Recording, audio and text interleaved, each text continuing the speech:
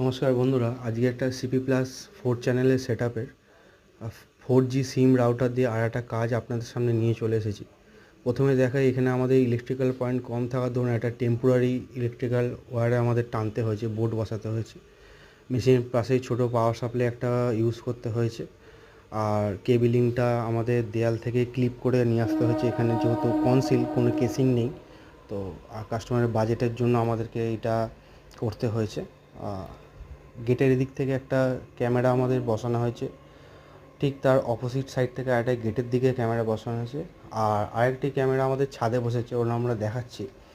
আর আমাদের যে সিম রাউটারটা আমাদের ছাদেই বসানো আছে, কারণ হচ্ছে এই যে ঘরটায় মেশিনটা বসানো, ঘরটা অনেকটা কম্প্যাক্ট, যার জন্য নেটওয়ার্কের প্রবলেম হতে পারে, যার জন্য আমরা ওটাকে ছাদে বসিয়ে দিয়েছি। এবং অবশ্যই CAT6 ইন্টারনেটে CAT6 তার দিয়ে আমরা সিগন্যালটাকে টেনেছি, নইলে ফল্ট করতে পারে লাইনে।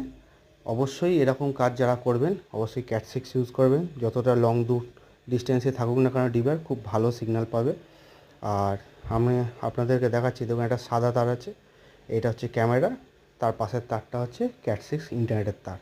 কাজটা কেমন লাগলো অবশ্যই কমেন্ট করে জানাবেন, আর লাইক শেয়ার করতে ভুলবেন না। ধন্যবাদ। আজকে ভিডিওটা এই পর্যন্ত। 4G সিম রাউটারটা ক্যামেরার পাশেই আমাদের ইনস্টল করা আছে, এর পাওয়ার কিন্তু নিচ থেকেই আসছে। ঠিক আছে, তো এরকম ধরনের কাজ করতে হলে আমাদের কথা ভুলবেন না। ধন্যবাদ।